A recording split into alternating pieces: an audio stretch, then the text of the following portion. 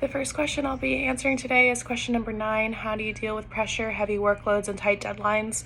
In my current position and positions that I've held in the past, I've always had to work well under pressure. I used to work for Crimson Tide Productions, which was the in-house media conglomerate for all things the University of Alabama sports. I was on the production side of things, so I was in the studio, directing cameramen, marketing and sales teams, replay people. Everybody was under my purview, and I had to make decisions in real time, and all the decisions that I was making directly affected what the viewers were seeing at home. So this is an experience and a time that I believe that I worked well under pressure, and I also think that I thrive in this kind of setting.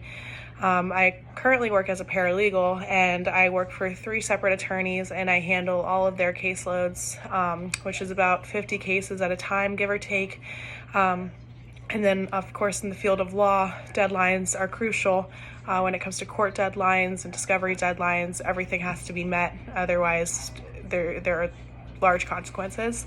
I find that this is a great environment for me to work in, and I know that if I use my time well and I set my own deadlines, then I will get everything done that needs to be done when it needs to be done. The next question I'll be answering is question number 11. How would you deal with a colleague who is not pulling their weight in a project? I think when it comes to group projects, communication is key. That's for the normal day-to-day activities, as well as addressing any potential issues that need to be addressed. If I was in a situation where I found that a colleague wasn't pulling their weight in a team project, I would first go directly to that colleague and have a conversation with them. I wouldn't make it an attack. I would make it more of a productive conversation, ask them if there's anything that I can do to help them, if I have some extra time, ask them if there's anything that is bothering them within the team, and hopefully we can get something productive out of that conversation. If it is still an issue after a conversation or two directly with the colleague, I would take it up to higher management. The final question I'll be answering is question number 12. Tell me about the strong and weak points of your current or former boss. I'd like to talk about one of my current bosses, one of the attorneys that I work for at my law firm. In general, I find him to be a very good boss.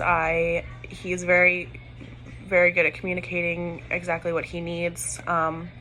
He's very aware and on top of his cases, which makes my job a lot easier. And he knows what he needs and when he needs it. This can come with some difficulties in that he has a pretty hot personality, so if you don't get the things done that he needs when he needs it, he can snap.